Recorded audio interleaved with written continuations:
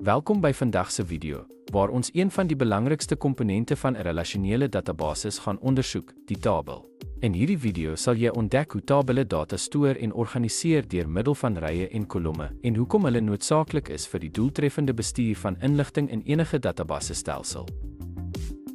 Die datastoorstruktuur van 'n tabel is ontwerp in 'n roosterformaat wat uit rye en kolomme bestaan, wat verseker dat alle inligting duidelik georganiseer en maklik toeganklik is.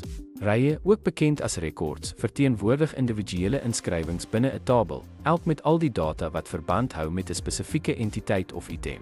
Kolomme of velde definieer die tipe data wat in 'n tabel gestoor word, soos teks, getalle of datums, wat help om inligting akkuraat te struktureer.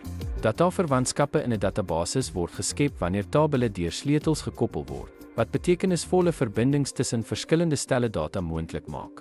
Die sentrale rol van tabelle in 'n relasionele database is duidelik in hoe alle belangrike bewerkings, soos die invoeging, opdatering, verwydering en herwinning van data, daardeur uitgevoer word.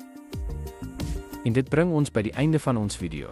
Soos ons gesien het, is tabelle die fondament van relasionele databasisse. Hulle stoor, organiseer en verbind data, wat dit moontlik maak om sleutelbewerkings soos die invoeging, opdatering, verwydering en herwinning van inligting uit te voer. Sonder tabelle sou die doeltreffende bestuur van data eenvoudig nie moontlik wees nie. Dankie vir die kyk en totsiens in die volgende les.